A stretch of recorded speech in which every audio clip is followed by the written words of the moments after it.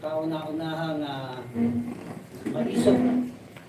coalition, TAPS Coalition, NCR, Region for a Leadership Forum. Bago po tayo magsimula, o sa ating pong pagsisimula, ay tatayo po muna tayo para po sa panalangin na susundan po ng lupang hirap. Please pause for a while as we invoke the presence of the Almighty Father. Let us pray. O God, Creator of all things, Master of life, Fountain of eternal joy, we praise your magnificent name and express our gratitude for the gift of life that you have bestowed upon us. Thank you, Lord, for this beautiful world you've made for us. Thank you to our leaders who show us the path of goodness. Thank you to our colleagues who teach us about friendship and make our workplace an enjoyable place to be. As we commence our endeavor, grant us wisdom and insight, openness and enthusiasm, humility and tolerance. May everyone be inspired in everything we do, and may your saving grace remain with us, so that all our prayers and efforts begin and end with you. Teach us endurance, Lord, so that at the end of the day, we can say, we live according to your will. All this we ask and pray in your mighty name. Amen.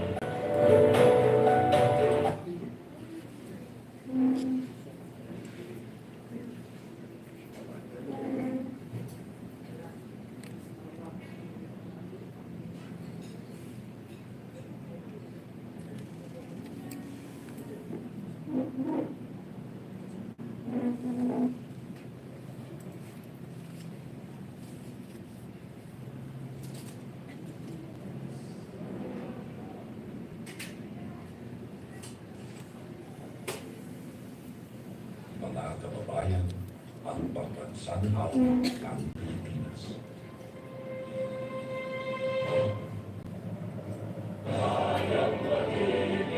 Talas na silanganan, kalab ng puso, sa titik mo'y buhay, lupang hinirang, tuyat ka ng mag-ibig, sa mandulupin, di ka pasisilig, sa dagat at puntok sa simoy, sa langit mo pagkaw, may dilagang tulakaw, sa pagdahang pinamahal, ang pusat ng patawag mo'y tagumpay na nagdilimlim, ang bituin at araw niya kailan ay di magdidilim. Luma ng araw ng buwan, bakit pagsingka, buhay ay langit sa piling mo. Ang ligaya ng pagko'y mga aping, ang mamatay ng dahil sa'yo.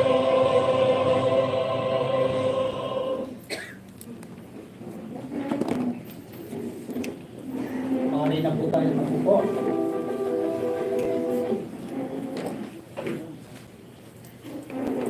Minsan pa, magandang umaga sa ating lahat.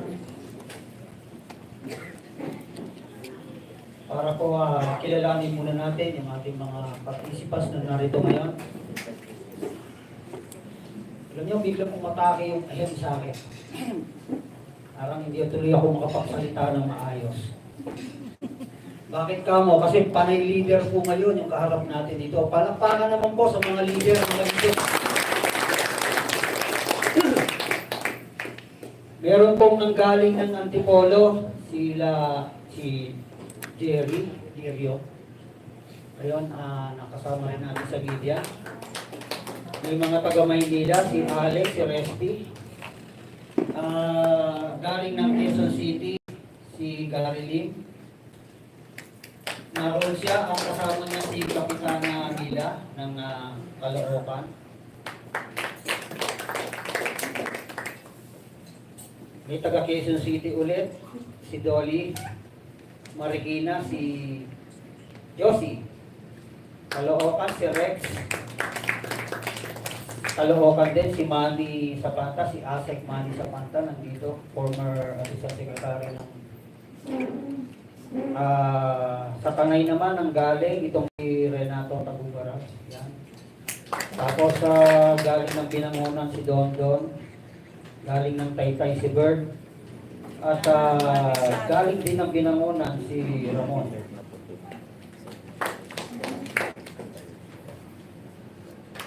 Meron pa pala si Ray, yung leader ng Ilusang Pagbabago Legal Organization Incorporated ng Quezon.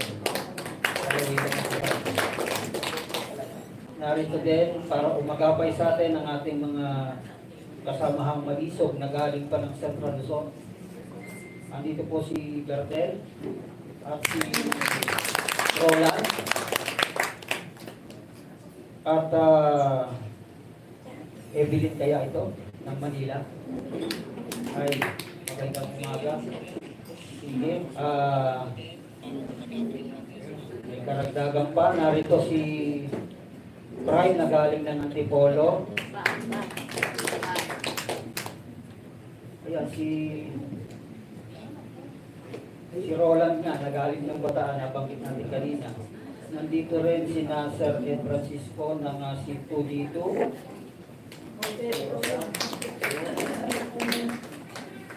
Galing ng Parañaque, Nelson. Si Sir Nelson. Okay. Galing ng Cavite, Budea. At galing ng Cavite, Jackie. Kung sino man po yung hindi nakapirma, hindi na tinatawag. Ayun. Dito na pala. Former commissioner ng GAB. Si Sir Raul. Sino po kasama natin, Sir Raul? Miguel Hernandez from Las Piñas. Okay. And Atty. Tabdasan, GAM, Okay. Nandiyan po siya. International Referee. Okay. Sige, yung hindi pumirma kasi, hindi natin masabi, pero banggitin na natin. Galing po ng Cavite. Si...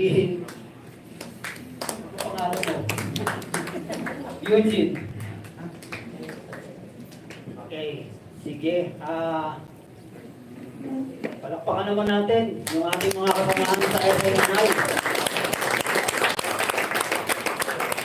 Third floor. At saka Balateros. Yan. Balateros? Balateros pa. Okay. Kasi kinukuray ko lang kasi parang dinig ko Balateros. Parang wala naman natang Banateros. Yung mga bumabanat. Yes. So, minsan pa, salamat po sa lahat ng mga nagsidalo. Yung iba po, hindi ko nabanggit yata yung pangalan kasi hindi pa yata sila nakapirma. Ate Josie, yung iba yata hindi pa nakapirma. Pakinalang doon sa ibang hindi pa nakapirma, paikot nyo na lang siguro dito sa loob. Hindi po natin na palalawagin pa yung ating usapan. No? Hindi na natin palalayuin pa. Alam naman natin na ang ating bayan sa kasalukuyang panahon, ito mismong nagkakausap tayo ngayon, ay hirap na ang mga mamamayan. Ramdam ba ninyo? Yes. Buti na lang, wala nakakaramdam. Ramdam ba ninyo? Yes! Kung gaano si Juan de la Cruz ay lalong inilulubog sa lusa ng paghihirap. Kaya upang mas lalo itong palamanan, paunawa sa atin, ano nga ba ang nagaganap sa ating lipunan sa panahong ito, hindi ko na po palalayuin pa. Palakpakan po natin ang ating mga panauhing pandangal. Narito po si Atty. Bill Rodriguez. Narito rin po si Atty. Trixie Cruz. Huwag po kayong mag-alala, parating na po yung iba pa. Punong-puno at titik sa bunga ang ating pag-uusap sa maghapong ito. Hindi po sayang yung ating panahon sa pagpunta ngayon dito. Sabi nga natin, ano nga ba yung kasalukuyang kalagayan? Sabi nung iba, okay na kami, meron namang ayuda. Okay na kami, kumakain pa naman kami ng 2 hanggang 3 beses isang araw. Sabi naman ng iba, hindi na kami papayag sa nangyayari. Buwan-buwan na lang, nang titingnan ko yung bill ko ng Meralco, pataas ng pataas ng pataas. Yung sasakyan ng aking anak, tuwing tatakbo, namumroblema. Dahil pupunti lang naman ang kanilang kita, napakaliit ng sweldo, pero yung pagtaas ng lahat ng produktong petrolyo, patuloy at patuloy na tumataas. Yung insidente ng kriminalidad ay lalong lumulubha. Ano nga ba ang dapat nating gawin sa panahon ito? Mananatili na lamang ba tayong nakapikit? Mananatili na lamang ba tayong naghihintay kung ano ang kaganapan bukas? Para po mas lalo mo itong bigyan ng lalim, nais po nating anyayahan muna dito sa ating harapan ang una po nating tagapagsalita. Walang dilit iba. Ang ating pong pinagpipitaganang abogado na nakasama natin sa kampanyan nakaraan. Palakpakan po natin at pasalubungan na may pagtanggap. Attorney Vic Rodriguez. Magandang tanghali po sa ating lahat. We'll try to make this as informal as possible. So, with your indulgence and with your permission, uupo na lang din po ako para tayo ay mas makapag-usap ng masinsinan. Muli magandang umaga. Tayo ho ay narito. Maraming salamat sa inyong mainit na pagtanggap sa amin at dito sa hakbang ng Marisol. Dami kong nakita muli ng mga nakasama ko nung huling kampanya na ngayon ko lang din muli nakita. At masarap talaga kapag wala kang atraso sa tao, wala kang iniiwasan, hindi ka nanginyeme na batiin yung mga nakasalumuha mo dahil wala kang inonse. Wala kang winalanghiya at higit sa lahat, wala kang pag-asa at pangarap na sinira. Wala kang pinaasa. Kaya nagpapasalamat ako, pati yung C2G2 na kanina nagkwekwentuhan kami. And dyan din si Doktora, sabi ko nga kanina, kinikilabutan ako na nagkwekwentuhan kami because I always give credit when credit is due. I cannot forget that rally we had in Marikina. Punong-puno yung amphitheater. And yun ay dahil sa tulong-tulong ng mga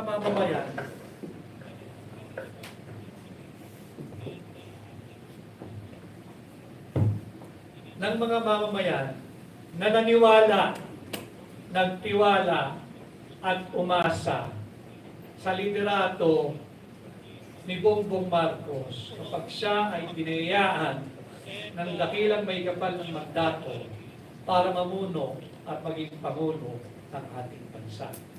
Nakakahiya, pero linalabanan ko yung hiyang yun. Dahil alam naman ninyo na ako rin ang nakakaharap ninyo at ako rin ang umaharap sa lahat noong mga panahon na alanganin pa ang kanyang tindig bilang kandidato, hindi pa siguradong mananalo. Subalit, it feels good really, sincerely, to be meeting again the wonderful people, the wonderful relationship na tayo fostered during the campaign because wala ho akong pagkukulang sa kanila. At alam naman din ninyo lahat kung ano ang naging istorya at kung nasaan ngayon ang ating bansang Pilipinas. Right now, seemingly, we are on the brink of war with our superpower and nuclear-powered neighbor China. Bakit tayo umabot sa puntong ito? Pag-usapan nun natin yan bilang hakbang ng maisog, using our guide post, yung ating core values. Yung transparency, accountability, peace and security. Liderato may aninaw, pananagutan, kapayapaan at seguridad. Bakit tayo napasok sa gulo na halos makikipagdigma na tayo sa ating kapitbahay na China? If you may please recall, kahit latter part of last year, ang nasa balita, ang nasa pahayagan, ay ang sigalot, ang friction at ang tensyon sa pagitan ng China at ng Taiwan. Wala ang Pilipinas dyan. Sure, we have an issue with them doon sa South China Sea. Klaruhin ko lang din wala ho sa mapa ang WPS, yung West Philippine Sea. Kahit anong navigational map, ang nakalagay po dyan ay South China Sea. I will not refer to it as West Philippine Sea because sa international law, ang tawag po dyan ng lahat, kahit ng barko, kahit ng eroplano, ay South China Sea. Now, pag tinawag natin South China Sea yan, tayo ba ay nagtatry doon sa Pilipino? Hindi. Tinutumid lang natin dito sa hakbang na maisog yung mga maling kwento. Wala pong West Philippine Sea. Subukan mo, pag nagnabigay ka ng barko, ilagay mo WPS, ikot ka ng ikot doon, maliligaw ka. Malamang mabangga ka pa ng kapwa mo barko. Subukan mo sa navigational map, sa compass or sa GPS ng eroplano, ilagay mo WPS. Hahanapin niya yun. At malamang nakababa ka na sa destinasyon mo, walang lalabas sa WPS. Okay. Kaya natin pinag-uusapan itong problema ng South China Sea sapagkat kailangan nating pigilan. Kayong lahat ay leaders. At nandyan din yung mga nanonood sa ating sa iba't ibang media platforms, social media platforms. This is the new media. And without them, I don't think lalayo at lalalim ng ganito ang hakbang ng maisog. Kanya, nais ko kayong pasalamatan yung ating mga nasa social media, yung vloggers, yung SMNI. Dahil kung wala kayo, suppress na yung traditional media. But traditional media, lanaw yan. Dito tayo sa new media, dito tayo sa social media. Dahil dito, hindi mo kayang pigilan dito. Real time. Lahat tayo pwede maging media. Upload mo lang naman yan eh. Sabay-sabay simultaneous. Ito yung malaking kabalintunaan na ginagawa ng pamahalaan. Pinipigil nila ang ating mga rallies dahil ayaw nga nila malaman ng sambayan ng Pilipino ang katotohanan. Balikan natin itong issue sa South China Sea. Pag kayo'y nagbabasa ng pahayagan o nakikinig doon sa media na influence by the Americans, parang mamayang gabi ay magsisimula na ang digmaan kung hindi pa man nagsisimula. Because they're pushing the agenda of the United States. Hindi interes ng Pilipino makipagdigma.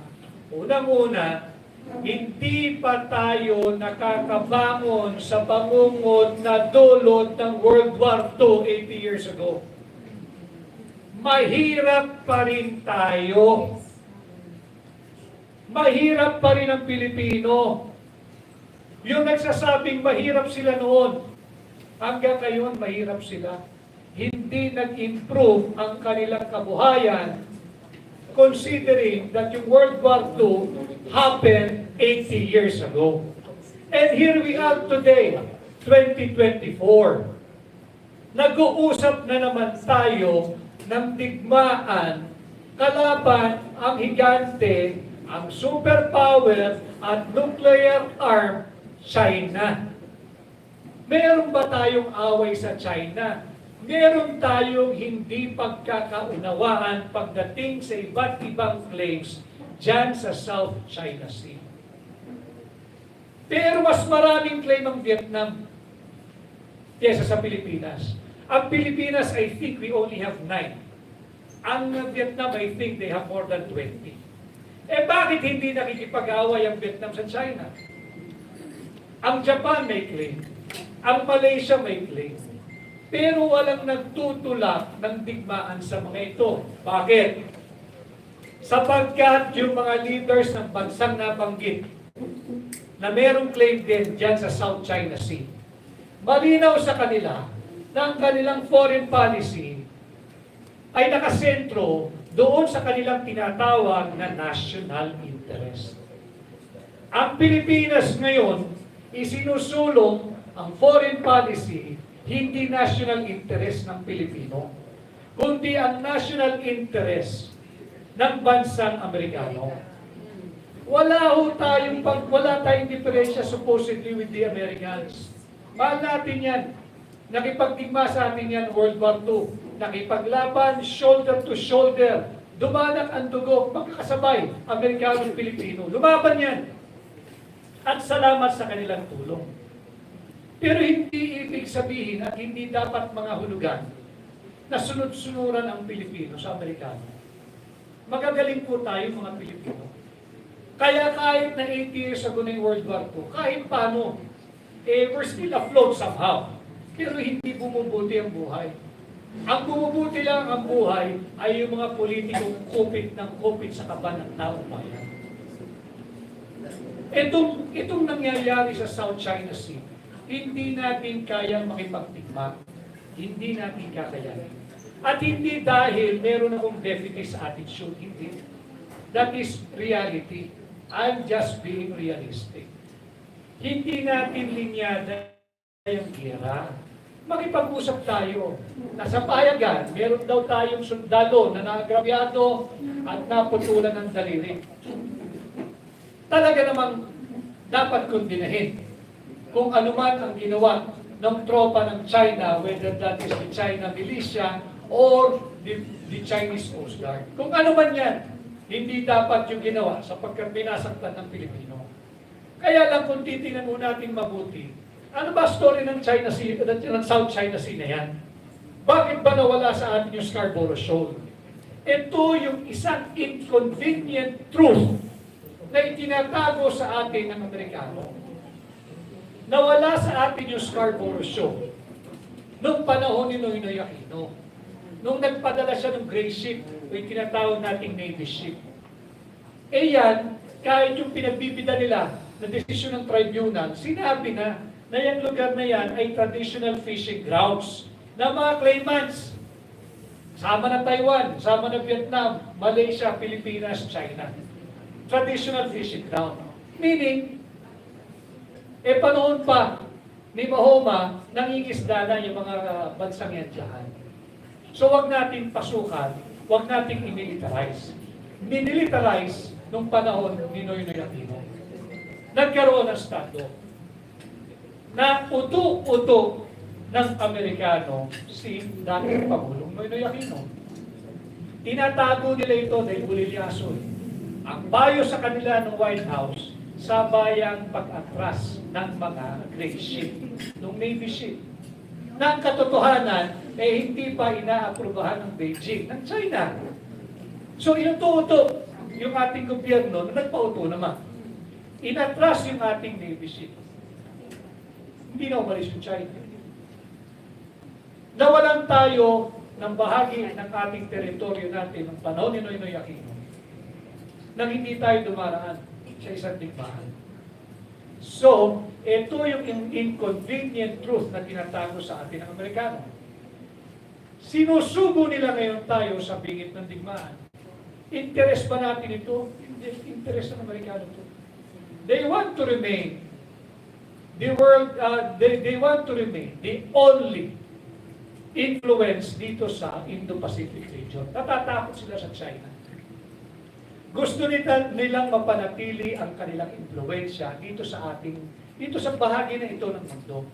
Wala naman silang nasasakupan dito. Wala naman silang teritoryo dito. Wala silang claim dito.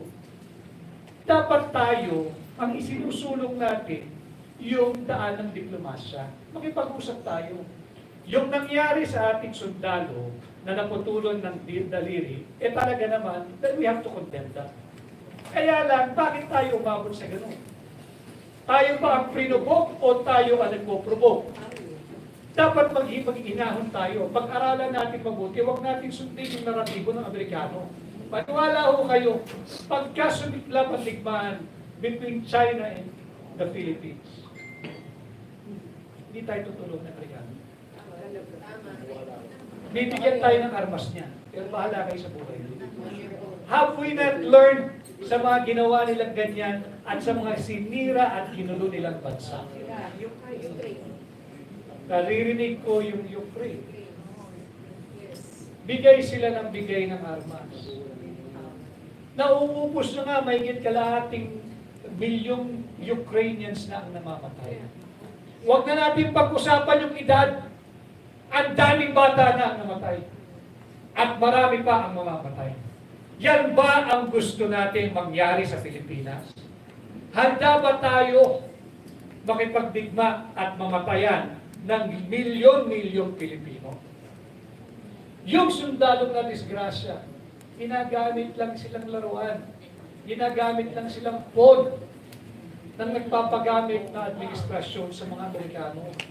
O ngayon, minasaklang Pilipino, anong gagawin ng gobyerno? Umabot na tayo sa sukdulan. Anong gagawin ng gobyerno? Magdedeklara sila ng gera? Magsasalita na kinukundina ang China. Ilang beses yun ang kinundina. Ang problema, yung mga nagtatapang-tapangan na sa loob lang ng air-conditioned offices nila. Utos lang ng utos. Ang kawawa yung mga sundalo natin na nasa front line. Madali mag-utos when you're 1,000 kilometers away from the scene of the action. Why don't they go there? Why don't they board the vessel, whether it be a civilian vessel or the Navy vessel? Sila mamuno. Lumabas sila sa comfort of their air-conditioned offices. Sila mamuno. Nung resupply and rotation mission, sila mamuno. Hindi ko sinasabing hindi natin dapat bigyan ng supply yung nandoon sa BRT Sierra Madre. Dapat na tao yun, atin yun, Pilipino yun. Pero hindi tayo dapat makipagkiskisan sa bansang China. Hindi natin kaya. Huwag tayong magpauto-uto sa interes ng Amerikano. Bitawan tayo niya. Bakit ba naging popular yung salitang I shall return? Ibig sabihin, hindi tayo priority. Tatapusin ko muna yung digmaan doon sa Europa. Babalikan kita. Bala muna kayo dyan. It's popular kasi ganun talaga eh. Kung sino yung nagtagumpay, siya ang susulat ng kasaysayan. So naging popular yung I shall return. Bakit mo muna kami iniwan? Hinuli mo kami. Noong nagkamatayan na, yung higit kumulang 1 milyong Pilipino noong World War II, tsaka ka bumalik. Is it because Europe is more important than the Philippines? Yun ang dapat nating pag-isipan. Huwag tayo papayag. Kaya rin nandirito ang hakbang ng Malisod. Because they are violating the Constitution. Article 2, Section 2 of the Constitution is very explicit that the Philippines renounces war as an instrument of foreign policy. Sa ating saligang batas, walang puwa ang digmaan. And yet, yan ang itinutulak ng ating pamahalaan. Is not that a violation of our Constitution? Article 2, Section 7, that the Philippines shall pursue an independent foreign policy, not an American-dictated foreign policy, taking into consideration national territory, ating sovereign territory, ang ating sariling pagkakaliglan. Malinaw sa salig ng batas yan. Kaninong interes na ba ang isinusulong ng gobyerno? Interes pa ba yan ng Pilipino o ng ating mga kaibigan at aliado, our oldest treaty ally, ang Estados Unidos? I have my siblings in America. May mga kapatid ho ako. And America has been very good to them. Walang debate ron. I've been to New York. At doon, malaya tayong nakapagpahayag noong Independence Day celebration kasama ang ating mga kababayan. Subalit, ibang usapan na. Pagsisirain mo na yung bansa natin, pagsisirain mo na yung Pilipinas, pagdadalhin mo na yung Pilipinas sa tikbakan.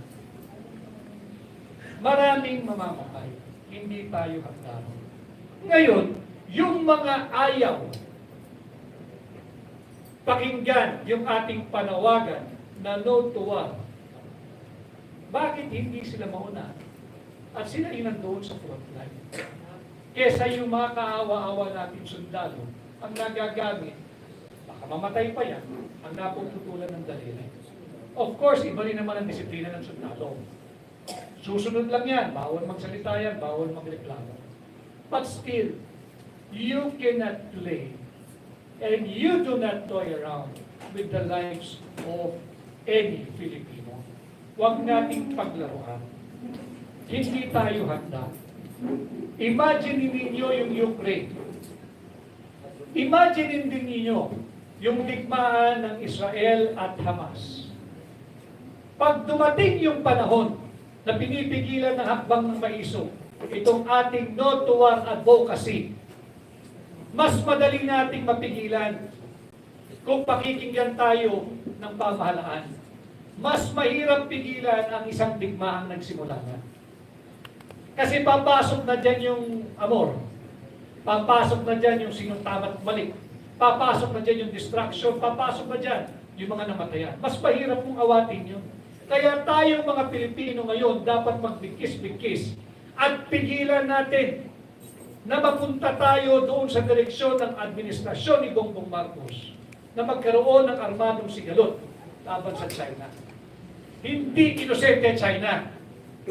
Marami silang pagkakamali, pero hindi gera ang sagot. There is only one avenue left. Ayan yung diplomatikong solusyon. Baka may magsasabi, ikaw naman panikan diplomatiko, takot ka ba? Hindi ako takot. Kaya lang, kaya ba natin makipagdigmaan? Kung kaya natin, may nasaktan ng Pilipino, ang dami nilang sinasabing prior sa nasaktan ng Pilipino, then declare war against China. Nasado tayong giliw na giliw sa Mutual Defense Treaty of 1951. Yung Mutual Defense Treaty, hindi po otomatiko na tutulong ang Amerika pag tayo ay napatrobol.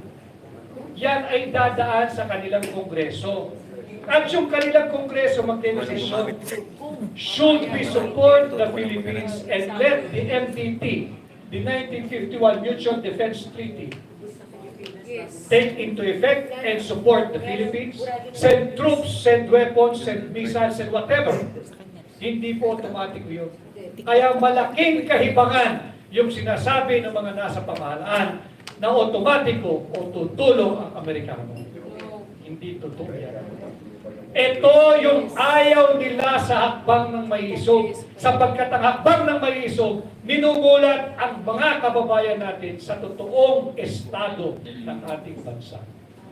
Binibisto ng hakbang ng maisog yung pagsisinungaling, korupsyon, pagnanakaw, at kabulaanan ay kinakalat ng kasulukuyang administrasyon. Ang hakbang ng maisog ay tumutupad at tumutugon sa ating saligang batas. We are not calling for the ouster or the downfall of this administration, but allow us to exercise all our rights enshrined and enumerated and guaranteed, especially under Article 3 of our Constitution. We have an operating Constitution. And yet, linalapastangan ng ating karapatan na malayang magtipon-tipon at payapang magpahayag ng hindi natin pagsang-ayon sa mga maling polisiya, sa korupsyon, sa direksyong tinatahak ng gobyerno tungo sa gera dyan sa South China Sea. Hindi tayo dapat matakot at hindi rin tayo dapat magpapigil. Itong usapin ng China Sea, nagsimula hakbang na maisog, ang sinasabi, may nagsabi sa akin, hindi maintindihan ng ating mga kababayan ang issue ng South China Sea. Malayo sa sikmura yan, ang gusto nila yung pagkain. Kako hindi. Pag pumutok itong gerang ito, mararamdaman ninyo, hindi lang malapit sa sikmura ito. Buhay nating mga Pilipino ang nakataya dito. Kaya sa ayon sa gusto ninyo, babalik-balikan ang hakbang ng maisog itong usapin ng South China Sea. Because itong usapin ito ay dapat nalalaman ng bawat Pilipino. We have to elevate the political discourse. Huwag tayong sasabay doon sa mga vloggers na walang gawin kundi makapanira na lamang. Yung mga yon tatanggap lang ng script, babasahin. Have you seen any of them in a public discourse without a script? Wala. Bakit? Rine-rehearse nila eh. Pati mga nira ng kapwa, rine-rehearse pa nila. Di bali na yun? Iwan natin yun. Mas importante yung higit na nakararaming Pilipino. Kaya ako, painstakingly, sinisinsin ko, pinapaliwanag ko sa inyo. Hindi malayo sa sikmura ito. Buhay natin ang nakataya dito. And trust me, mga kababayan, mas madaling pigilan ang gerang magaganap pa lamang kesa sa isang gerang sumabog na. Hindi natin mapipigilan. Huwag tayong umabot sa punto yun. And it is important for you to know, dahil sabi ko nga nung aking mensahe doon sa Angeles nung nakaraang Lunes, ang hakbang ng maisog is not just here to ignite your passion. We are here to inform you of the real issues that are besetting the nation. Because igniting your passion is not equal to patriotism. No! Malaking pagkukulang sa akin yun. At least I can speak for myself, but I think I can also speak on behalf ng mga maisog. Hindi namin pwedeng gasolinahan lang yung inyong nag-aalam na damdamin.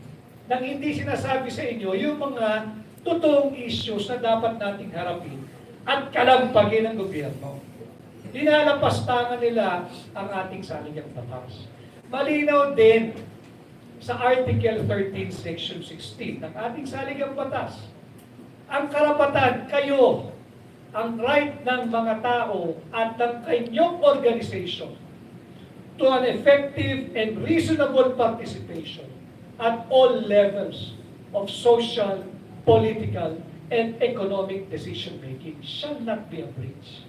Hindi pwedeng sila-sila lang kung anong mabuti para sa kanila. Tapos gagalawin pa nila yung saligang batas. Ang daming violations na ang ginagawa nila considering na buhay ang ating saligang batas.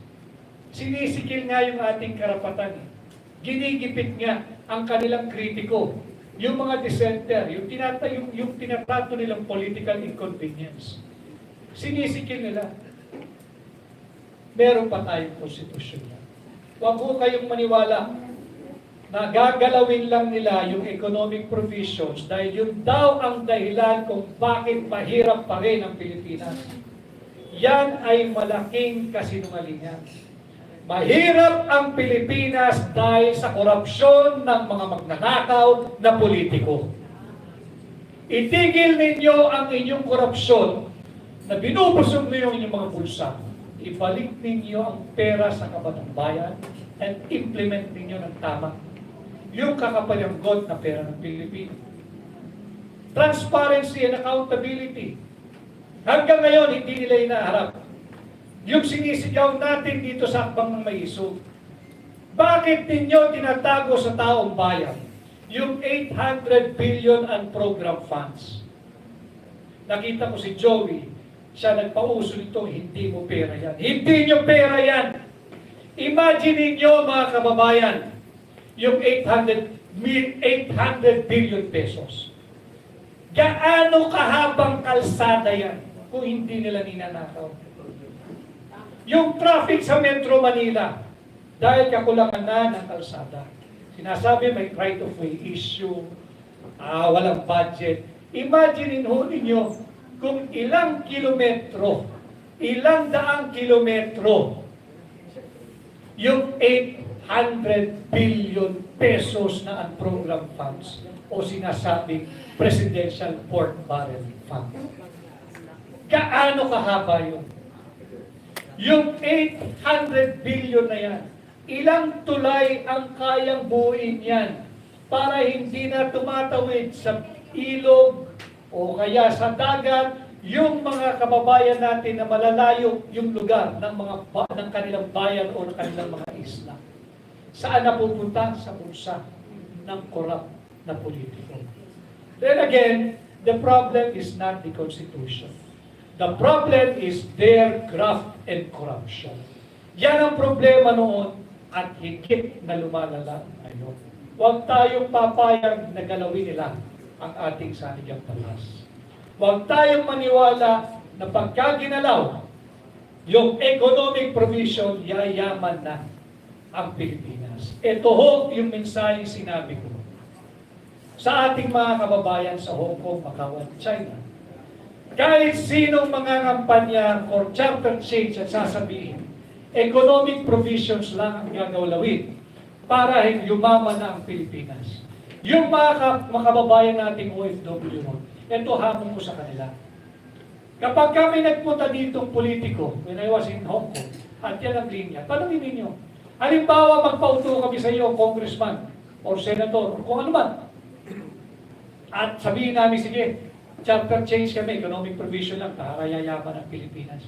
Tanungin nyo kung sino mga kampanya dyan, kahit dito sa Pilipinas. Pag pinagbigyan namin yung hiling nyo, yung kapritsyo nyo, in 5 years, uuwi na ba yung mga kababayan nating OFW sa Hong Kong?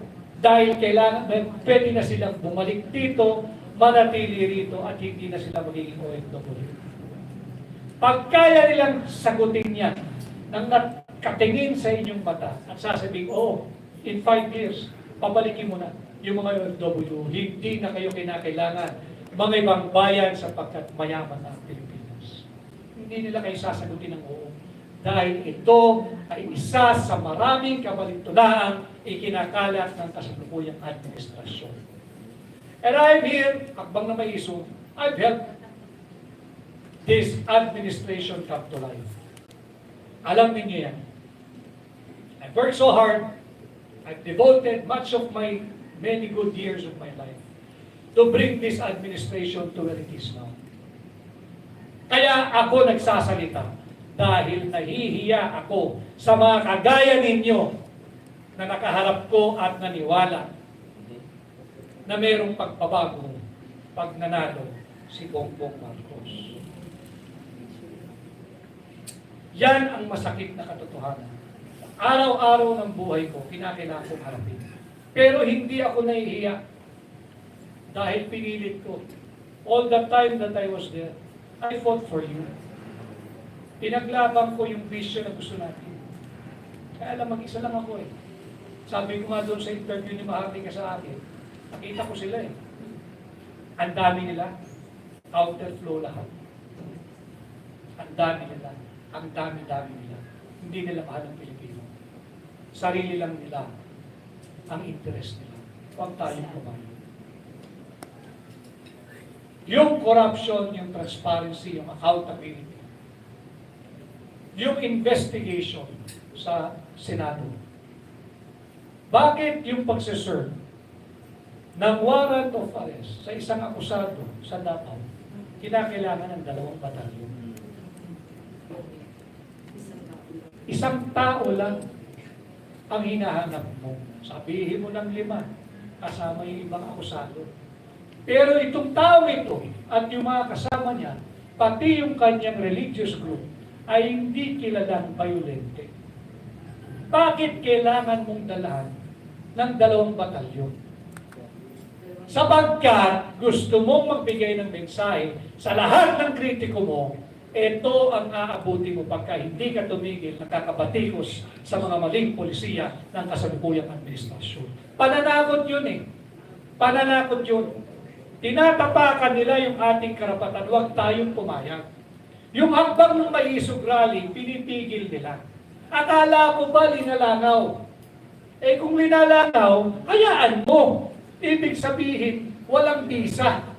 Ibig sabihin, walang epekto. Ibig sabihin, hindi sinusundan ng tao. Pinipigil mo eh. Ibig sabihin, alam mo na ang tao dahan-dahan ay namumulat at ang Pilipino ay mulat na. Hindi na magpapabudol muli. Yan din ho ang ating mensahe sa inyo. And yung ating security, nag-iimbestiga yung isang komite sa Senado tungkol doon sa PDEA leaks. At yung sinasabi nilang biggest drug haul in the history of Philippine drug enforcement. Ano na nangyari? Yung taong dahilan kung bakit nagkaroon ng investigation, dahil siya mismo yung sumulat at nagboluntaryo na wala akong kinalaman dyan sa leak na yan, I'm willing to face any investigation. Yun pa ang kinulong. Samantalang yung iprinesentang video na nagbabanggit ng mga pangalan na tinatangka o pagtatangkaan pagtahimikin at alokin na kung ano man, pera, posisyon, o kung ano man, yung taong nagtetestigo, hindi pinatatawag. Bakit hindi yun investigahan? Bakit hindi ituloy yung investigation at ipatawag mo yung mga pangalang binanggit? Kung talagang parehas ang gobyerno ito. Yung nakabinbin na investigation sa agricultural smuggling sa House of Representatives, ang dami-dami nilang investigasyon gustong gawin. Bakit yung investigation sa agricultural smuggling ay itinigil? Hanggang ngayon nakatiwangwang. Dahil ba yung pangalang Michael Ma ay malapit sa palasyo? Nasaan ang hustisya? Dahil ba yung pangalang nabanggit doon sa video presenta sa Senado, doon sa investigation ng PDEA, yung James Kumar, ay dahil ba malalapit sa malalaking politiko? Nasaan ang hustisya? Hindi ko sinasabing sila'y guilty. Pero kung hindi sila guilty, marapat lalo na bigyan mo sila ng due process, ipatawag mo, tanungin mo, at hayaan mo sila magpaliwanag kung ano yung partisipasyon nila, bakit nababanggit ang kanilang pangalan. Hindi lahat ng nangyayari sa bansa isisisi mo sa dating administrasyon kay Pangulong Duterte. Yung problema ng South China Sea, nagsimula nung panahon ni Noynoy Aquino.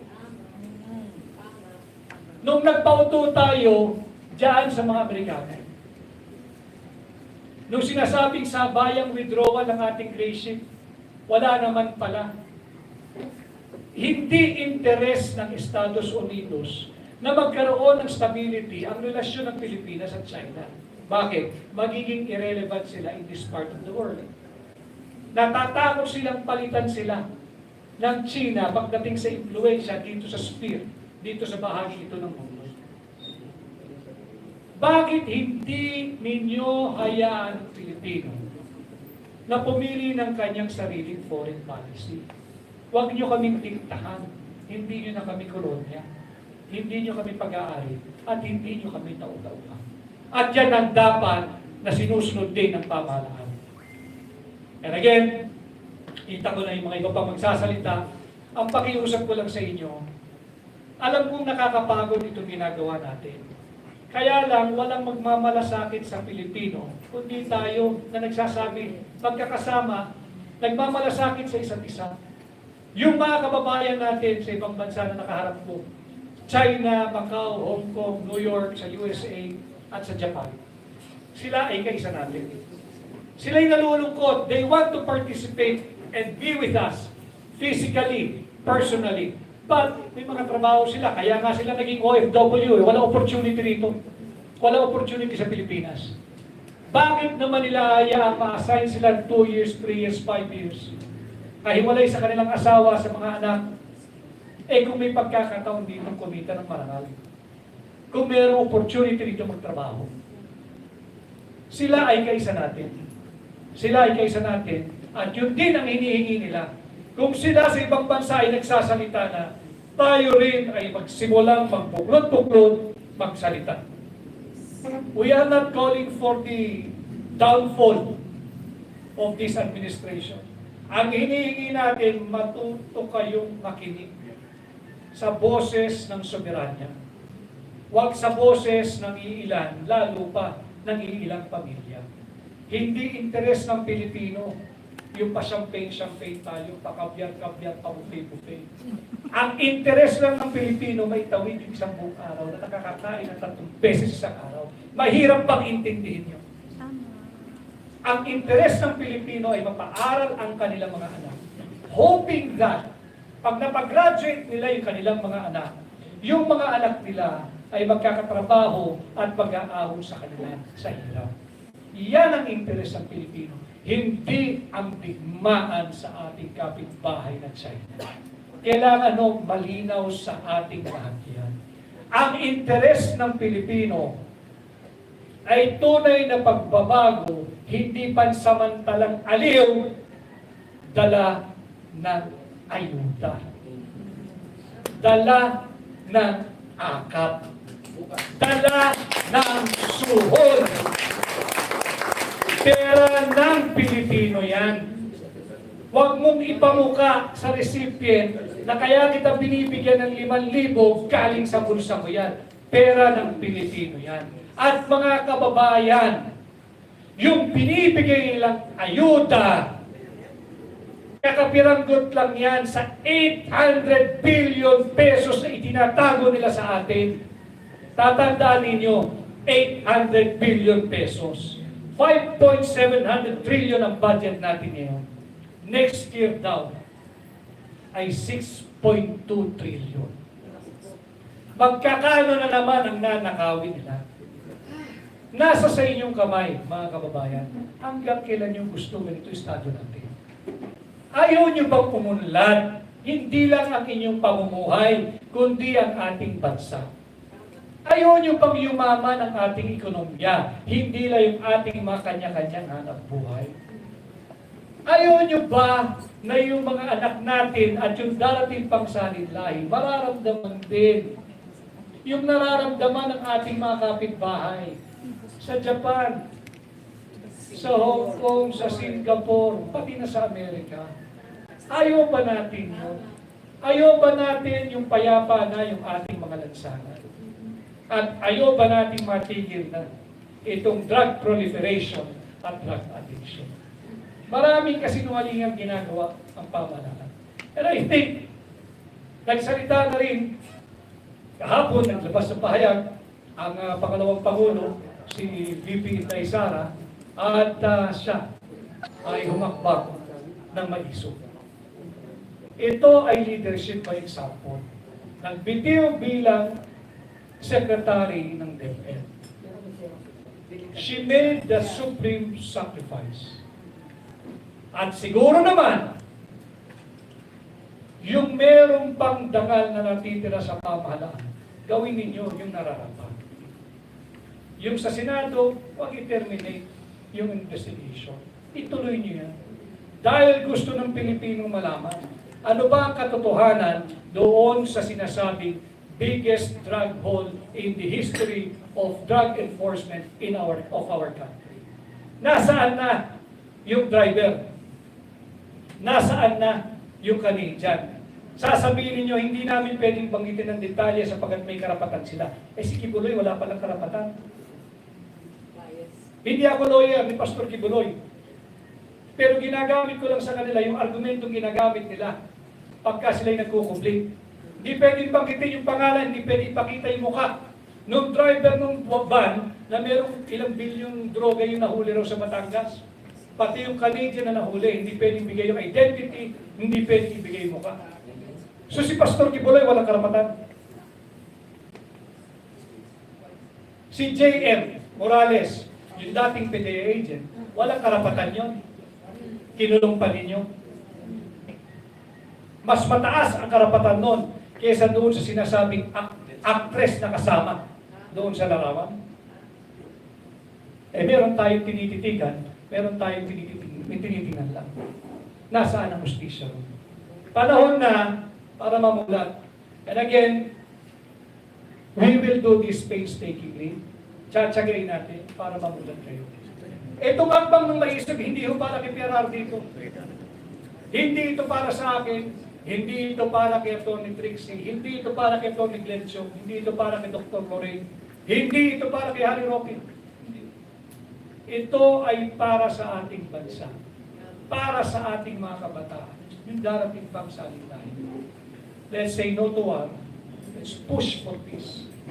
Believe me, mas madaling pigilan itong napipintong digmaan kaysa patigilin mo ang armadong sigalot na nagsimula na. Huwag natin papatik sa gano'n. And with hakbang na may isog, I urge all of you at ng ating kababayan, naglabas ng statement ang hakbang ng may isog. Basahin ko lang po ang hamong iniwan ko sa inyo base doon sa parte ng statement na ito. that Hakbang ng Maisog stands solidly behind the courageous decision of Vice President Inday Sara Duterte.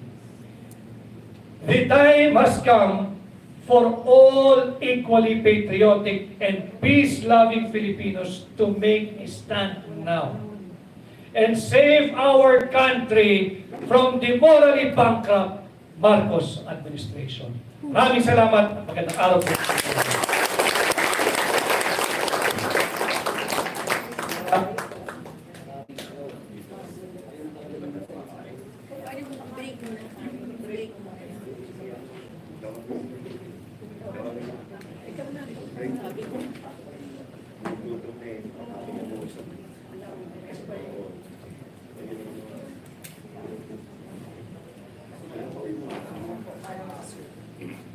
Hello.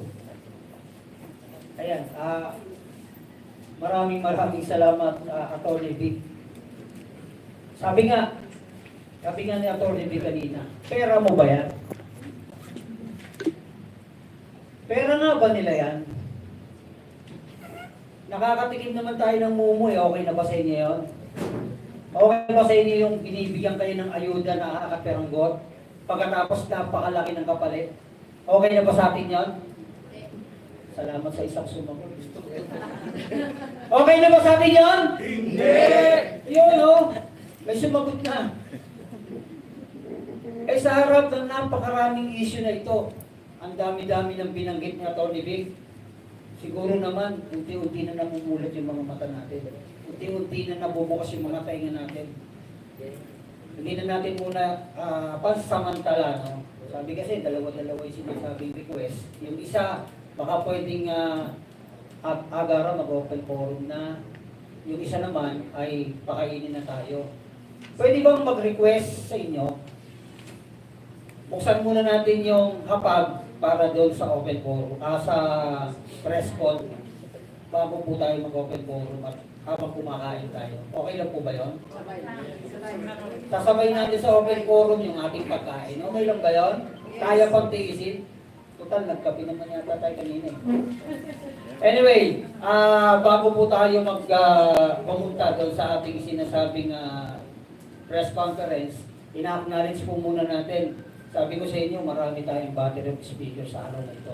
Ina-acknowledge po natin ang pagbibigay sa atin ng panahon ng isa po sa ating mga kaibigan na lumalaban para sa ating bayan. Palakpakan natin ang ating pong isang kaibigan, ang tunay na maisog, Atty. Glenn Chong.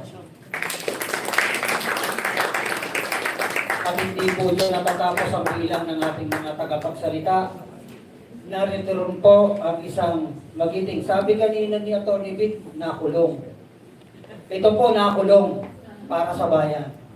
Palakpakan po natin, Dr. Lorraine Baden. Ito po kayo. At dahil narito na po yung ating mga tagapagsalita, buksan po natin ngayon yung ating kapag para sa ating pong press conference.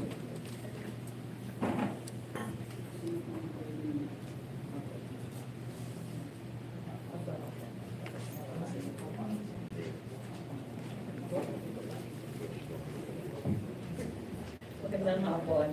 Ito po ang first statement ng Hakbang ng Maisog.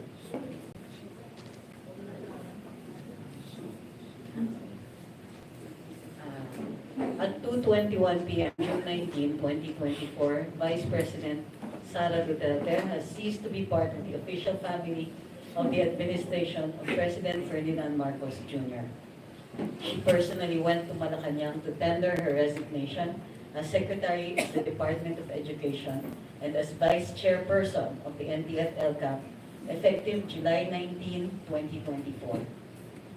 Vice President Duterte was one of the few bright lights of an administration that has started strong but has gone terribly wrong.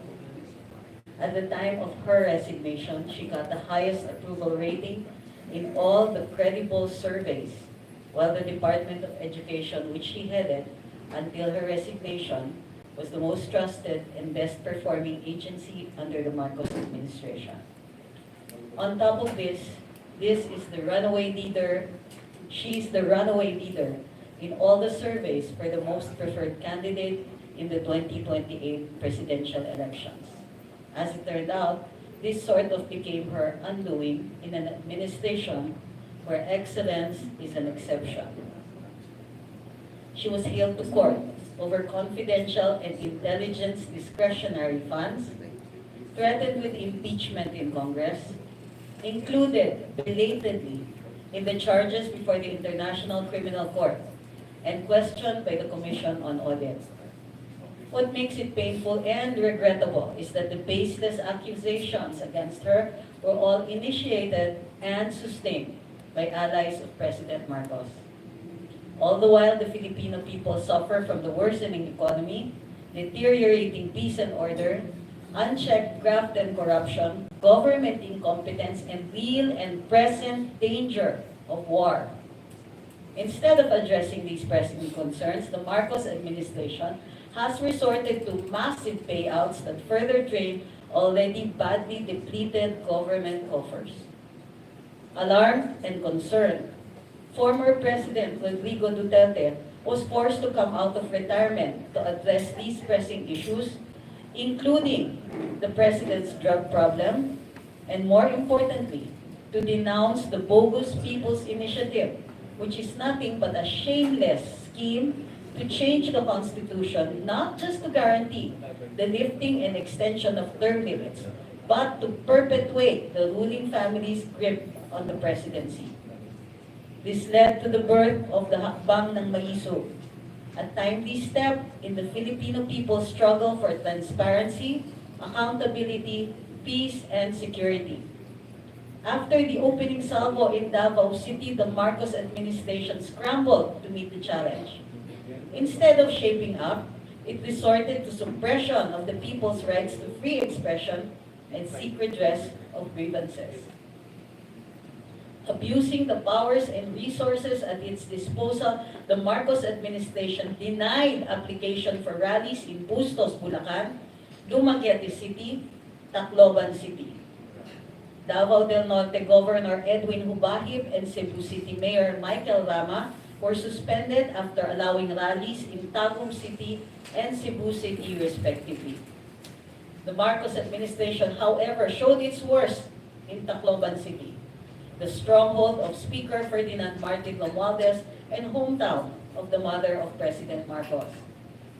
Unlike in Bustos and Dumaguete, where only the proposed rally sites were sealed off, all the public parks were turned into virtual depots of trucks and heavy equipment. Among others, all the plane tickets on the rally date and the day before were suspiciously sold out. The suppression of these basic rights enshrined by the Constitution in the Maisog rallies and all forms of protest against the Marcos administration's abuse of power and resources will not succeed. For as long as the needed reforms, particularly those addressing the basic needs of the people, remain unaddressed, the voices of the brave will not be silenced. With the resignation of Vice President Duterte from the Marcos administration, the last facade of law and order and public service has been removed. Worse, the threat of war looms bigger as the Marcos administration sees it as a justifiable option to declare martial law and remain in power. As the nation's second highest ranking public official, the most credible and popular one at that, Vice President Duterte is in the best position to lead the people's voice against the excesses and abuses of the Marcos administration and to prevent war from breaking out.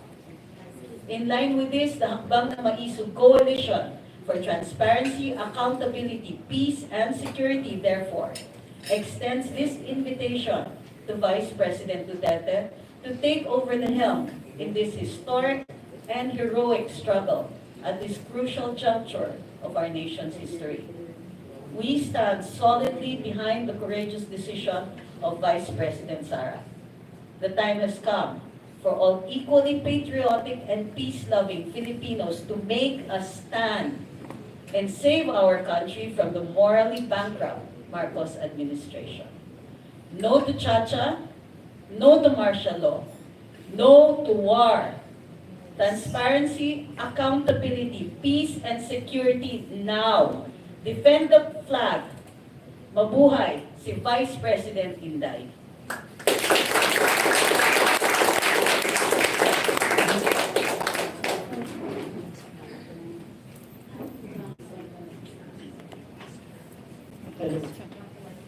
Hello. Hindi po tayo mag-entertain ng mga tanong mula sa ating mga kasama na sa media dito po sa Pilipinas.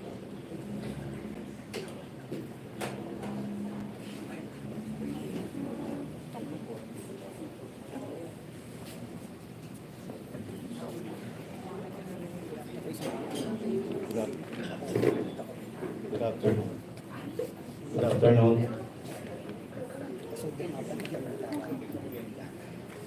Good afternoon po. Marlon Purificacion po ng Third Floor Studio sa YouTube channel po. Nakakatuwang tingnan yung apat.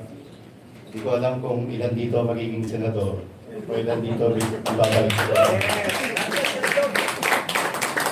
Tuloy ko lang po yung comment nyo, mga sirs and moms. Sa pag-resign ni Vice President Sara Duterte bilang DepEd Secretary and Vice Chairman ng NTF-ELCA, makakasahan ka ba sa mga susunod ng hakbang na may si Inday Sara Duterte?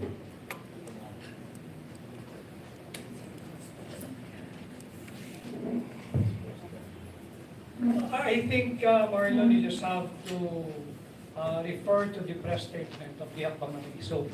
As to the decision of the Vice President, I think we are in no position to second guess or insinuate kung ano man yung kanyang future plans. And again, Hakbang Mangiso is calling for transparency, accountability, peace and security. Kung ano man ang naging pahayag ni Vice President Inday, I think none of us here are in the position to somehow insinuate kung saan siya patungo.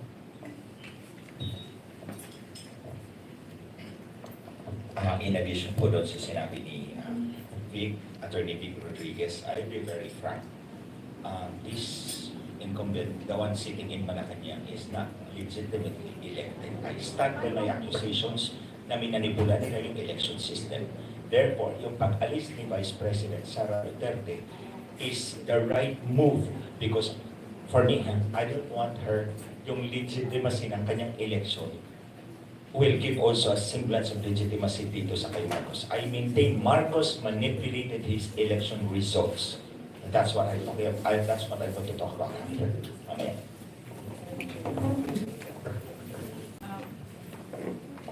Marlon, thank you so much for your question. Right now, how I feel, that's what you asked about, how I feel when she resigned as Deputy Secretary and Chair of the NTF-ELCA. My heart is filled with nothing but love and gratitude for our Vice President.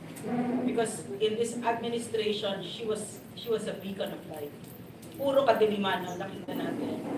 In the midst of all this kawalangyaan, brazen, and shameless impunity of stealing from the Filipino people and utter lack of respect and walang public service, she shone bright because siya ang totoong public servant. She showed it, and we are very grateful to the Filipino people for giving also back generously their trust and approval of our Vice President consistently since she sat in office while the President's trust and approval ratings plummeted.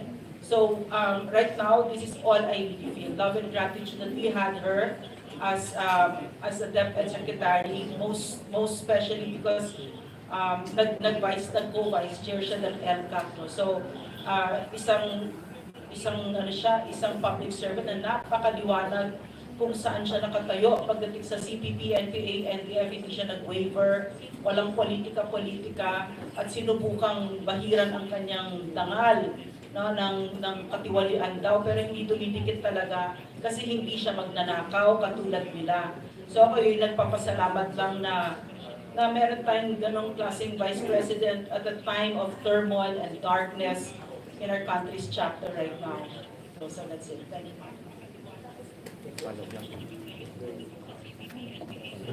Hello.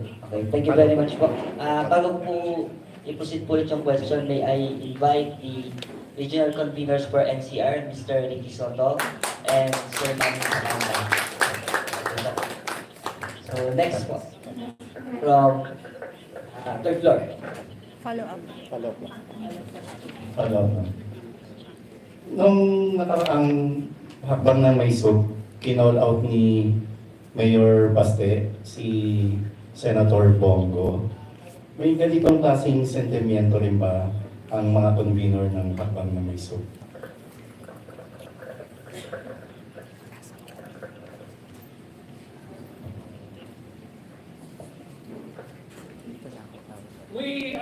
I understand the sentiment of Mayor Pastel. Sapagkat iba rin naman yung naging relasyon nila. So for me, I think, wala naman akong karapatang sumabat doon sa kung ano man ang relasyon nila. Kaya nakapagsalita na ganoon si Mayor Pastel. As to calling out anybody, malinaw na rin sa naging pahayag ng Hakbang ng Maisog.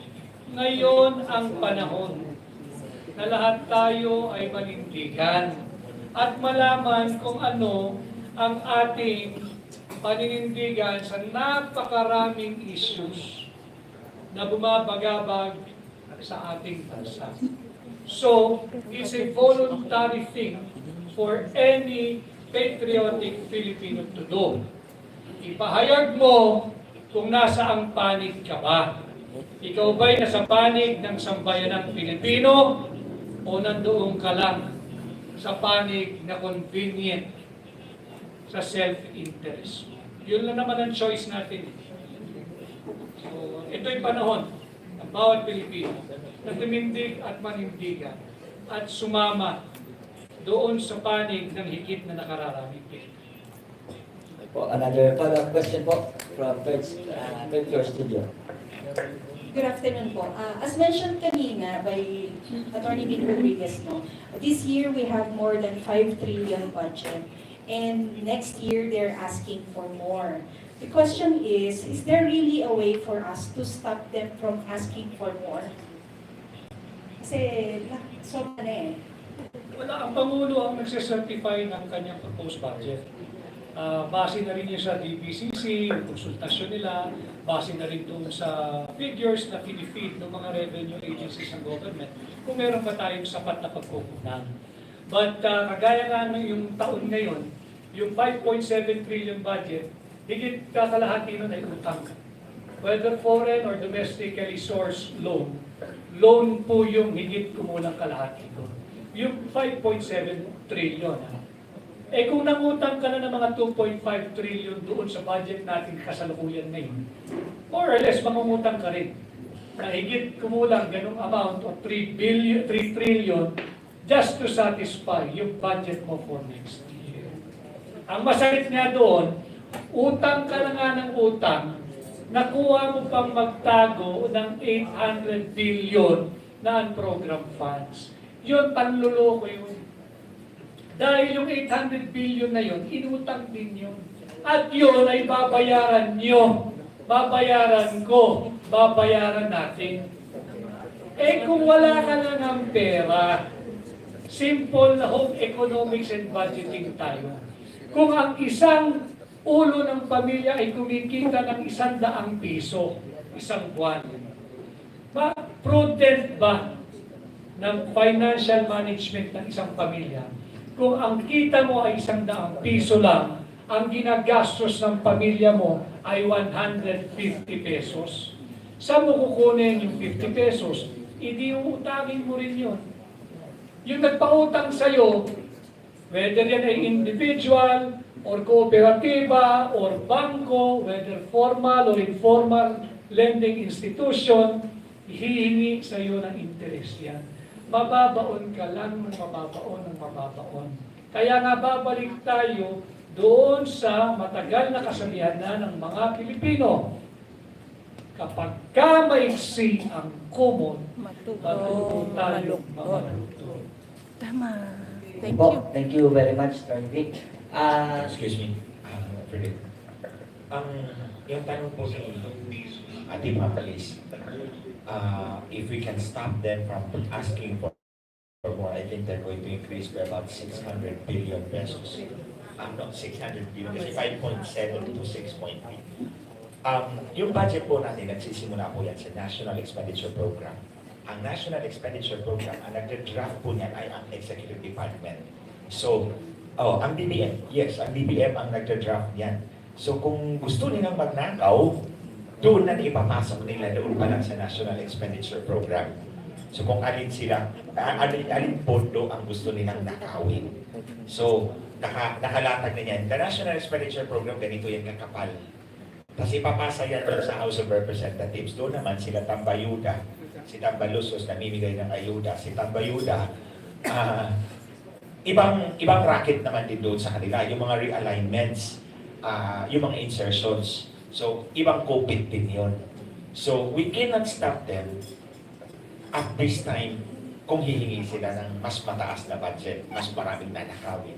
But we can do something afterwards when na-disperse na yung pondo o nagamit na through the Commission on Audit. Ito lang ang problema sa Commission on Audit. Kapag incumbent yung official, hindi nila kakasuhan yan. Pag hindi na incumbent yan, natalo na sa eleksyon, doon pa nila kakasuhan kasi takot din sila.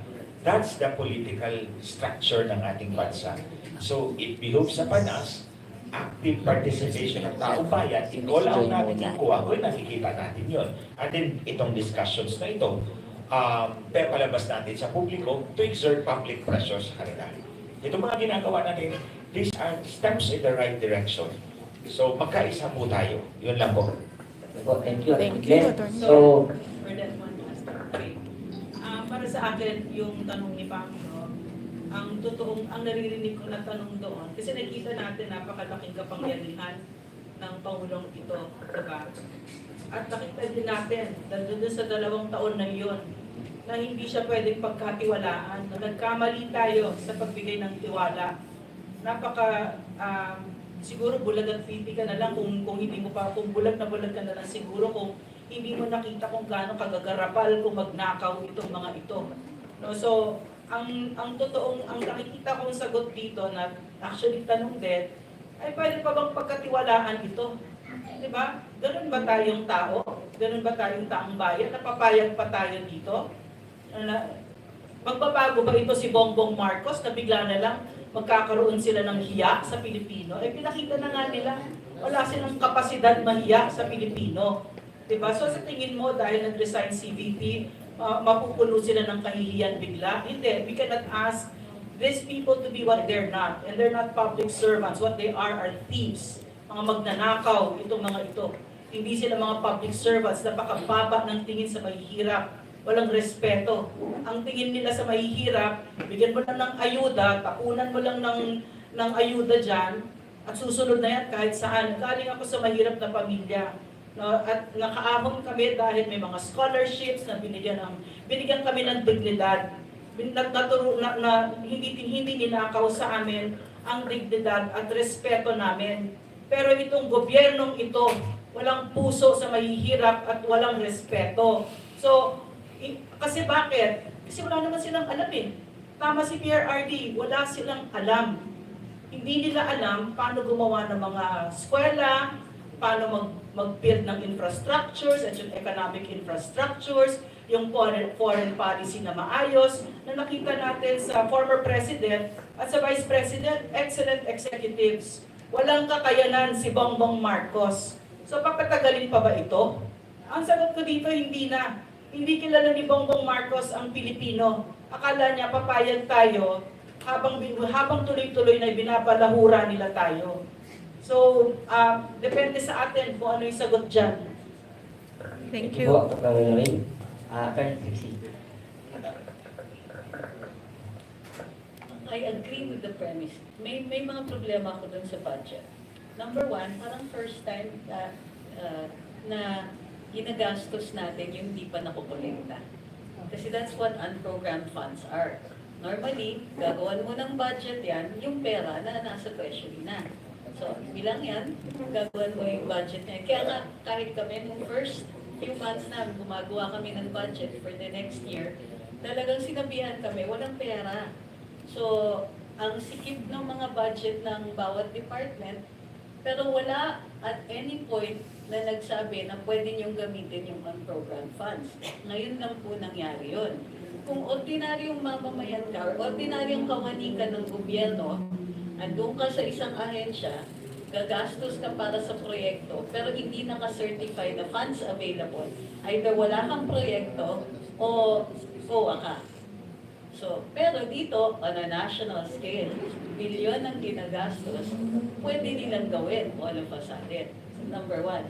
Number two, worried ako dun sa ayuda funds.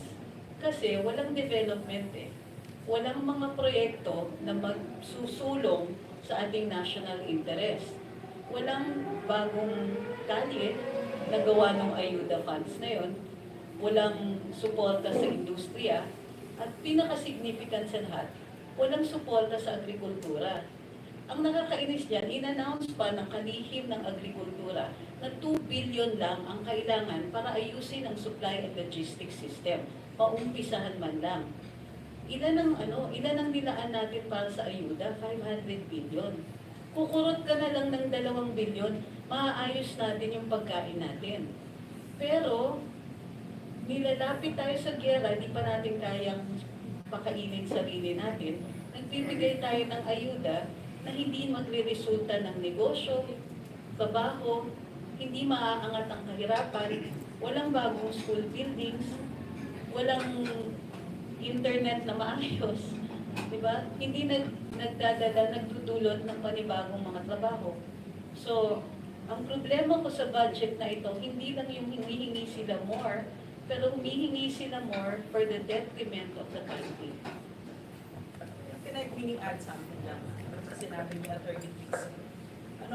Pwera pa doon, yung 500 billion na unprogrammed funds na yon, bawal sa batas yun. O sinabi na ng Supreme Court yon. Pero tuloy-tuloy pa rin sila. Hindi sila nahihiya. Ang sinasabi nila sa Pilipino, na they are above the law. They can do whatever they please with this country. They can rape us. Diba? So on top of all of this katiwalian, yung batas sa kanila wala na. Paano yun? Diba? Ano pa tayo? Diba? So yun yung pinagagawa nitong administrasyon na ito. Okay, thank you po.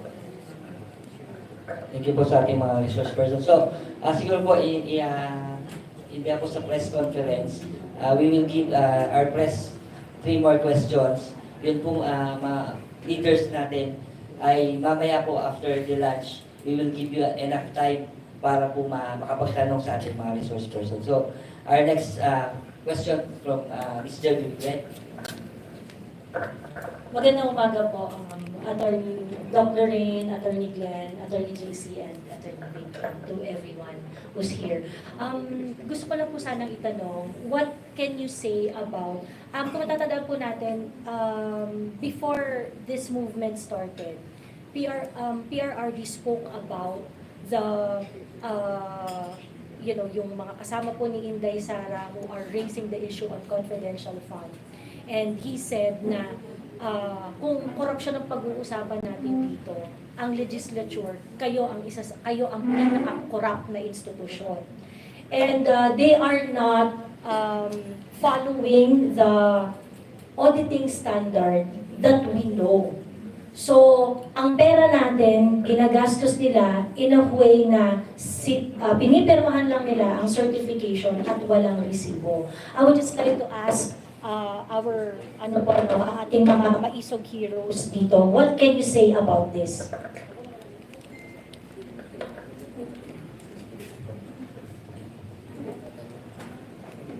I agree with the observation of PRRD. And I think CPRRD is just echoing the sentiments of most Filipinos. Talagang walang hiyaan eh. Talagang kapalan ng mukha. Imaginein mo, winestyon sa isang programa sa SMNI kung paano ginagamit ang pondo doon sa Office of the Speaker, anong ginawa. Ikinulong si Lola, hindi kinulong si Kyrie. Bakit? Kayo ba'y santo? Na hindi pwedeng tanongin. Ang soberanya ay ang Pilipino. Tayo ang soberanya. At karapatan dapat nating malaman kung paano ninyo, di ba kung ginagastos kung paano ninyo linulustahin yung kada 5 na nagmumula sa buwis ng mga pinagpapawisang Pilipino araw-araw para lang kumita at merong may uwing pagkain sa kanilang pamilya. Yan ang pakiramdam ko. At alam ko, pakiramdam din ng maraming Pilipino. Saan kayo kumukuha ng kapal ng mukha at kapal ng apo? Lustahin yung pera ng Pilipino.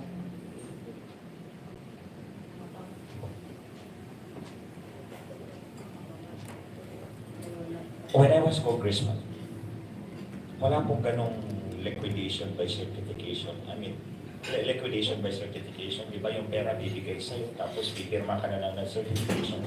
Wala pong ganon sa aming panahon. That was 2007 to 29. That was Speaker Divinencia and Speaker Nograles. Ito lang yata itong panahon na to na bibigyan ka ng pondo, pag-liquidate ka na lang, si-certify mo lang. Wala, karapalan po talaga yung nakawan dito ngayon. Ito lang na administrasyon na to. Ang Centers of Corruption dyan sa House of Representatives Committee on Accounts, na asawa ni Tambayuda, ang chairman. Saan ka makakakita ng speaker at ang Committee on Accounts mag-asawa? Plus yung Committee on Appropriations. Ayan yung mga Centers of Corruption. Example, yung unprogrammed funds and program funds. Yung program funds, may pondo yan. Tapos ang gagawin nila, ililipat nila yung funded programs to unprogrammed funds. Yung unprogrammed funds, uutangin pa yan. So you see, pag program funds, may pondo na yan. Pag unprogrammed funds, uutangin pa yan. O kung makaligom tayo ng mas maraming taxes. So, ang mga worthwhile projects dito sa program funds, lilipat doon sa program. Tapos, yung mga gusto nila, yun yung ililipat nila doon sa may funding. Ano yun? Yung bakbakin yung kalsada na maayos pa. Road reblocking. Binabakbak, di ba? Marami yan. Binabakbak yung kalsada na maayos pa. Kasi 50% ang kita mo dyan. O di kaya, road resurfacing. Yung lubak-lubak na kalsada, dadagdagan ng base course, pipisunin, pagdating ng ulan, wash out, funded ulit next year. So, recurring expense yun. Pero walang benepisyo sa tao bayan. Ayaw nila ng road concreting kasi mahal yun. Walang kikitain si congressman. Pero sa road reblocking, pag ikaw ang kongresista, ikaw ang kontraktor, 50% sa iyo dyan. So, paborito nila yan. Nakita niyo ba yung bukid na may net? Yung netting sa bukid na parang ulo ng chef na may net, paborito nila yan. Dredging, kasi hindi ma-quantify yung paborito nila yan. Flood control, walang control, ang flood nandyan, pero naubos ang pera natin. Ito yung mga paborito nilang pagnanakawan ng pera. So pag nakita ninyo, ito pa yung road guardrail, yung yellow na nasa gilid ng kalsada, paborito nila yan. Malaki ang kita dyan, up to 70%. So, ito, pag nakita niyo yung mga project na ganyan, makikita niyo yung extent ng corruption at kawalang hiyaan na mga taong naglalagay ng pondo dyan. Sino pa ba? Kundi yung mga congressman. Yun lang po. Hindi siguro aksidente yung sinabi ni Attorney Glenn na ngayon lang nangyari sa Kongreso yung ganitong kawalang hiyaan, yung magnanakaw na harapan. Hindi yun aksidente kasi ang leader nila mismo, ang president nila mismo, parang binuksan niya yung pintuan sa impyerno at bitbit niya lahat ng mga yan. No? So, naalala ko kasi yung president natin si PRRD, seryoso siya talaga pagdating sa katawin. Honestly, nakita ko siyang nanipa ng isang undersecretary pagkatapos niya i-fire nung nalaman niya na nagnanakaw. At saka marami akong kwento na hindi ko pwedeng ikwento. Pag nagiinuman lang tayo. Pero maliwanag. Talagang sisipahin ka niya. Makakatikip ka talaga as in flying kick, ganon. Kasi galit na galit talaga siya dyan. At saka, ang nauuna ay siya. Siya ang nauuna na simple ang pamumuhay at hindi siya magnanakaw. At saka yun nga, yung marching orders niya sa amin, nung kami take oath of office na number 1, huwag kayong magnakaw sa Pilipino, at number 2, magsilbi kayo ng maayos. At yung buhay namin noon, nagtatrabaho kay PRR, napakasimple talaga, payak. Kung ano yung totoong, kung ano yung kinakain ng Pilipino, yun ang kinakain namin noon. Hindi katulad ngayon, steak, lobsters, prawns. Pag pumunta kayo ng Malacanang, araw-araw buffet, na walang kahihiyan itong mga ito. Naisip ko, masyado kaming maingat noon. Hindi kami nagpi-business class, hindi namin pitpit yung mga asawa namin, mga anak namin, or kung ibibitbit namin, minsan pipinala ko yung anak ko, ako nagbabayad, maliwanag. No? So, ang gusto ko lang sabihin, nung dumating si Bongbong Marcos, matindi ang katiwalian kasi siya mismo talaga ang magnanakaw dito, numero 1. Pati yung asawa niya. At walang kahihiyan itong mga ito. Walang kapasidad mahiya sa Pilipino. So ano mangyayari sa Pilipinas, di ba? Nililimas nila ang kaban ng bayan. At yun yung narinig ko sa isang nasa serbisyo pa ngayon. No? Sabi niya, ma'am, wala talaga, hindi talaga magbabago yung mga yan. Nandyan sila, umupo sila dyan para magnakaw. Wala naman ako sinasabing hindi nakakagulat sa inyo, di ba? Ang nakakagulat dito yung kakapalan ng mukha nila. Back to back yung PCSO, di na nahiya. No? At saka yung 90 billion ng PhilHealth. I could go on and on. Napakadami mga magnanakaw ng mga ito. So, nagkamali tayo. Kasi nung lumalaki ako, ang dinig ko, Marcos, Romualdez, magnanakaw. Pero binigyan natin ng chance, no? Nagbago ako ng isip, sabi ko, sige, give a chance, kasi sinabi ni VP eh. Pero mali, totoo pala. Talagang nasa kalamnan nila, mga magnanakaw itong mga ito.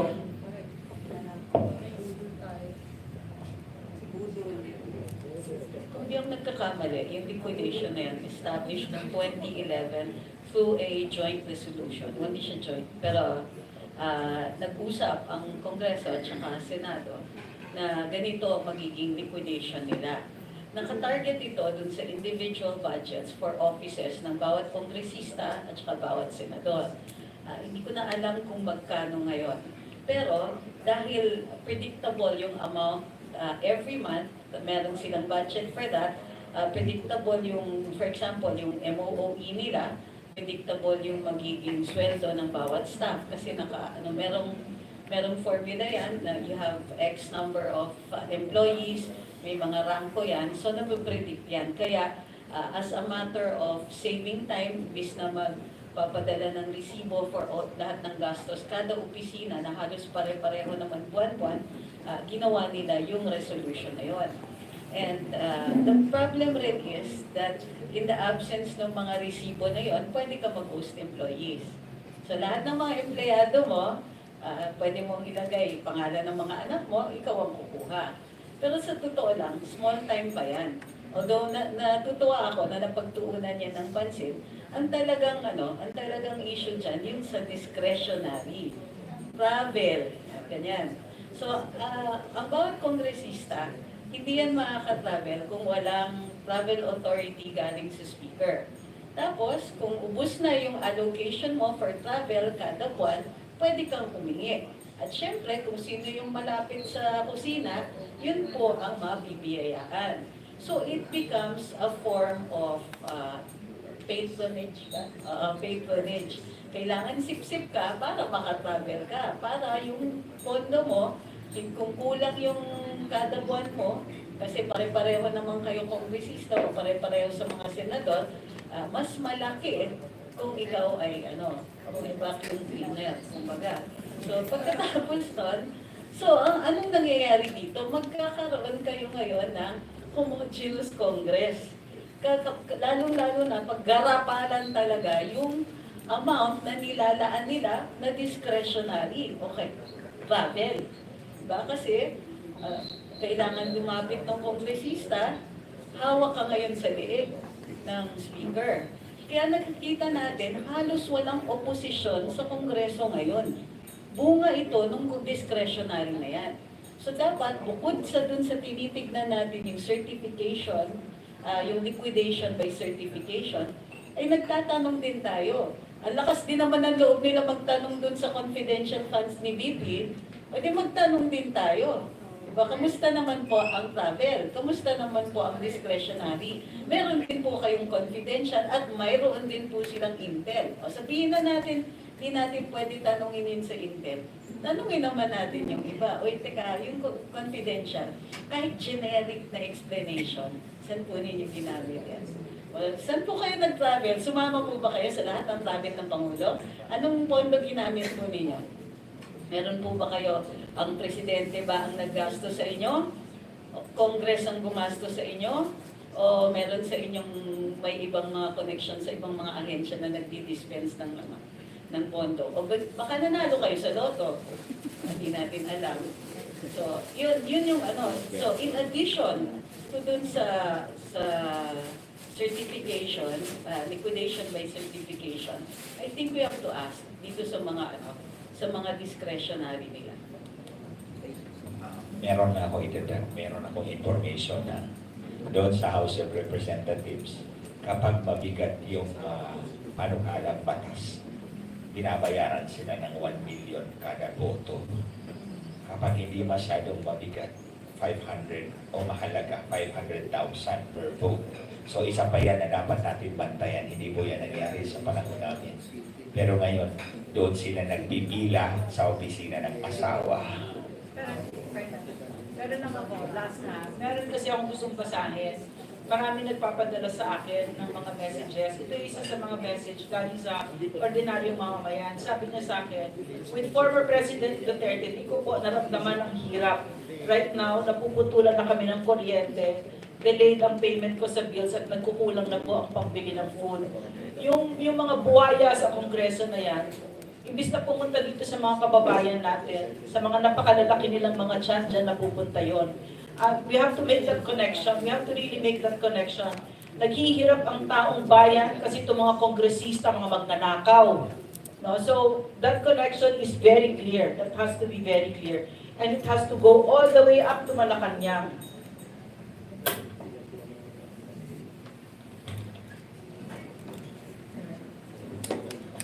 Hello.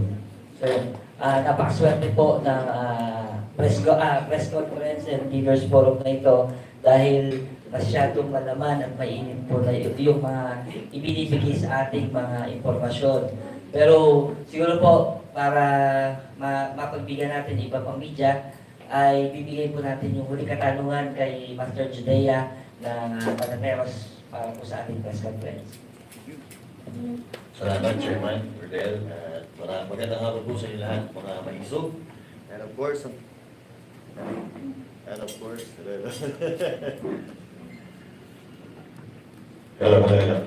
and of course, dito sa mga future senators natin. Well, itong tanong ko po ay dinidirect ako po kay Sir Manny tsaka kay Sir Ricky, no? Kahapon po kasi, pero pwede po kayo sumagot, ma'am, Sir. Kahapon po kasi sa Banateros, sa SMNI Live, napag-usapan po namin doon yung posibleng papalit kay VP Sara Duterte bilang DepEd Secretary. At lumilitaw po sa mga pangalan ng ni Franz Castro na alam naman natin kung nasaan po ang lini. So kahit sa Facebook, mag-search po kayo kung sino susunod na DepEd Secretary, lumalabas po ang kanyang pangalan. So ano po ang magiging komento niyo po dito at ano po kaya ang sasapitin ng ating Department of Education kapag sila po ang humawak? Sir Ricky and Sir Manny. Salamat po sa pagkakataon. Una po, papasalamat po kami sa ating pong pangalawang Pangulo sa kanya pong naging desisyon na bumitiw na po sa mga sa dalawang ahensya, no, yung Department of Education at saka po yung kanyang posisyon sa ERCA. kung sino po yung papalit sa kanya o hahalili sa kanya sa posisyon, eh, hindi pa naman po ito malinaw. No? Una, mayroong mga haka-haka ngayon, mayroong mga huugong papalit, pero with regards po doon sa eksakto kung sino man, ay wala pa naman din po kami nababalitaan kung sino. Ngayon, doon po sa tanong na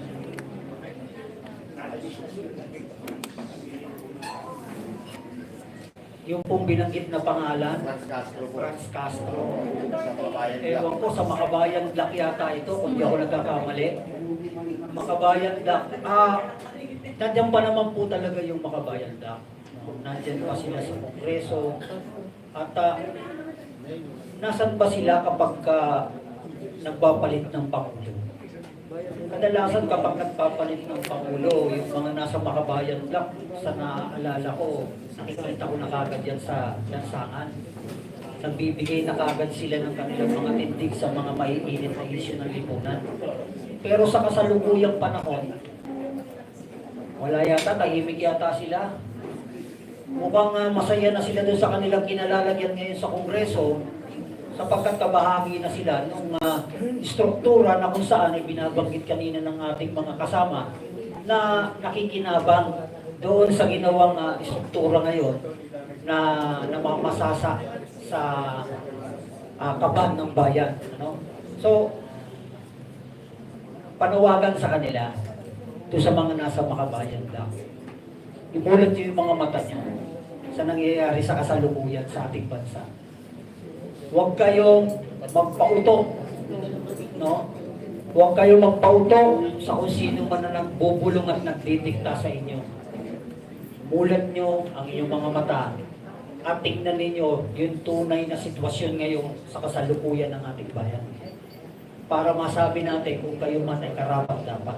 Tingnan natin sino ba yung unang bumabanat sa ating pong mahal na si Bibi Sara noong mga panahon ng nag-uumpisa pa lamang siya sa kanyang tungkulin.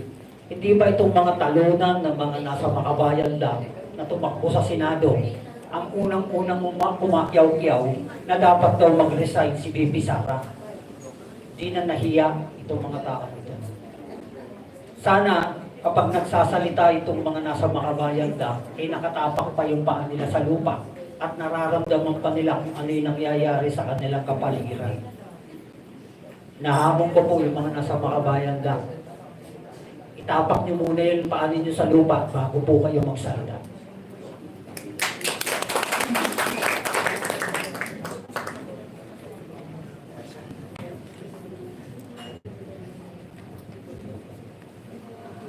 Kung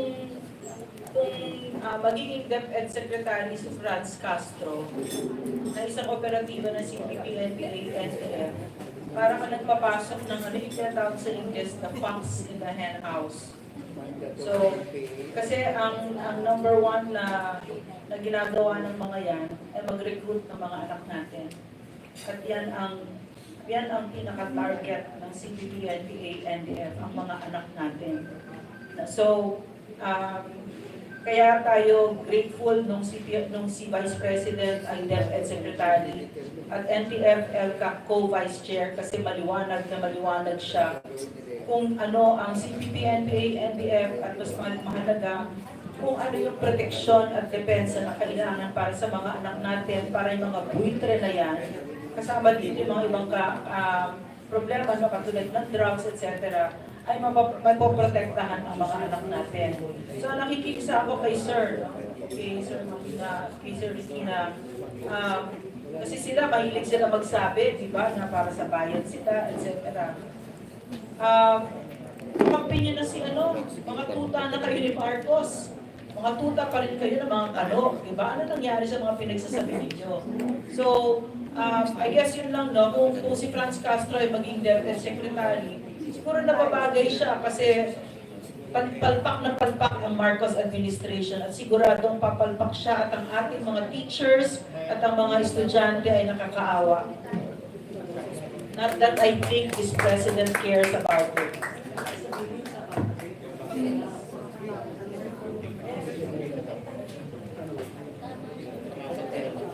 May follow-up question po.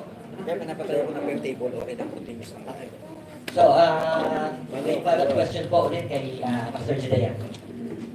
Magandang hapon po ulit. Sa Panateros or sa ibang online na Question ko po, last question is, ano po yung plan? Ano po yung susunod na event natin? Tatalo na po ba tayo sa Metro Manila o dito muna tayo sa Manila, sa probinsya? Kahit sino po, pwede sumagat.